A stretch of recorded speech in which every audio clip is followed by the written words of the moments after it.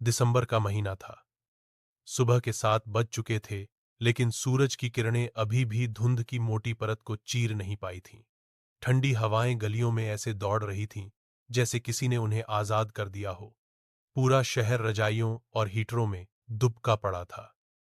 मगर शहर के किनारे, रेलवे स्टेशन के पास, एक कोने में ठंड से कांपती जिंदगियां भी थीं, जो न रजाई जानती थीं, न हीटर।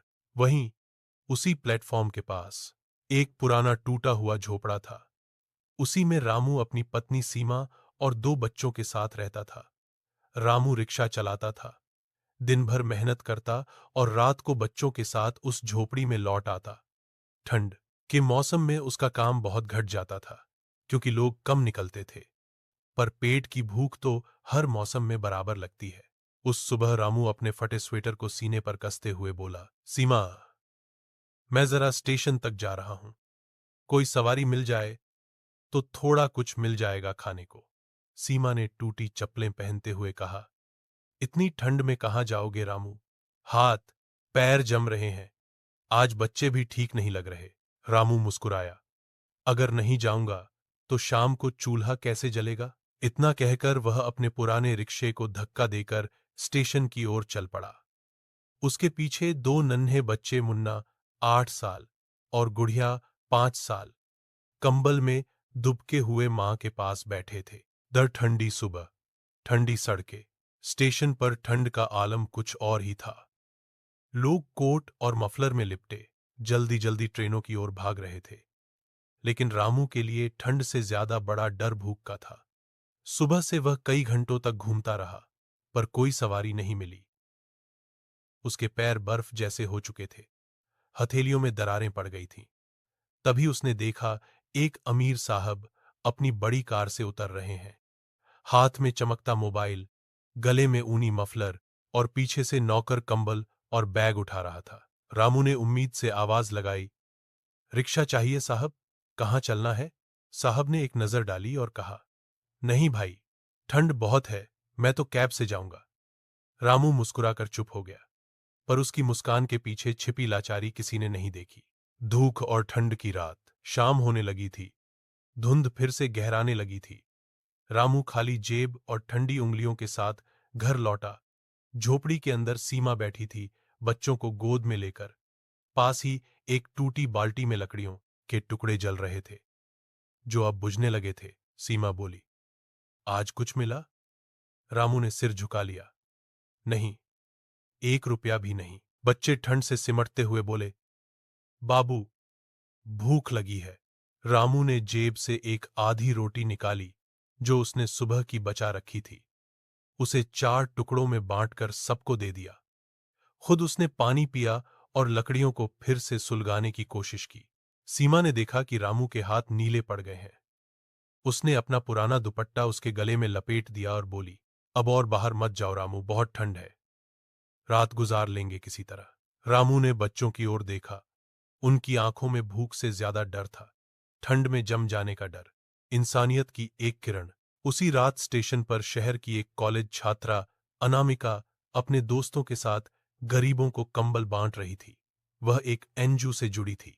जब वह रामू की झोपड़ी के पास पहुंची, उसने देखा, रामू अपने बच्चों को गोद में लेकर उन्हें सांसों की गर्मी से। अनामिका ठिठक गई।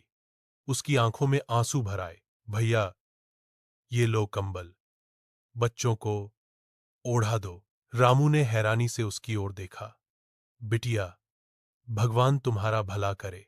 अनामिका ने मुस्कुराकर कहा, भैया, मैं तो बस इंसानियत निभा रही हूं। आप ही बताओ, कोई भी पिता कैसे देख सकता है अपने बच्चों को इस हालत में?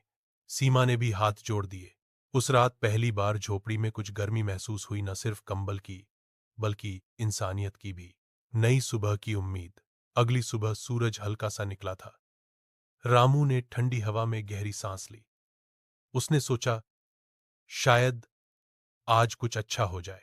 वह फिर रिक्शा लेकर स्टेशन की ओर गया, लेकिन इस बार उसके दिल में डर नहीं, उम्मीद थी। रास्ते में उसने एक पोस्टर देखा, नगर निगम में सफाई कर्मी की भर्ती, दैनिक मजदूरी 400 रुपये। रामू ने तुरंत वहां जाकर नाम लिखवा दिया। काम कठिन था, लेकिन कम से कम ठंड से तो बचाव था। अगले ही दिन से उसे काम मिल गया। सीमा और बच्चों ने जब यह सुना तो उनकी आंखों में खुशी के आंसू आ गए। रामू ने पहली मजदूरी से बच्चों के लिए ऊनी स्वेटर और सीमा के लिए एक शॉल खरीदी। कुछ महीने बाद अब झोपड़ी में पहले जैसी ठंडक नहीं थी। रामू ने मेहनत से थोड़ा थोड़ा जोड़कर एक ईंट पत्थर का छोटा घर बनाना शुरू किया था। बच्चे स्कूल जाने लगे थे। एक दिन वही अनामिका स्टेशन पर उनसे मिलने आई। उसने देखा कि रामू अब सफाई कर्मी की ड्रेस में मुस्कुरा रहा है। भैया, अब तो पहचान में नहीं आ रहे।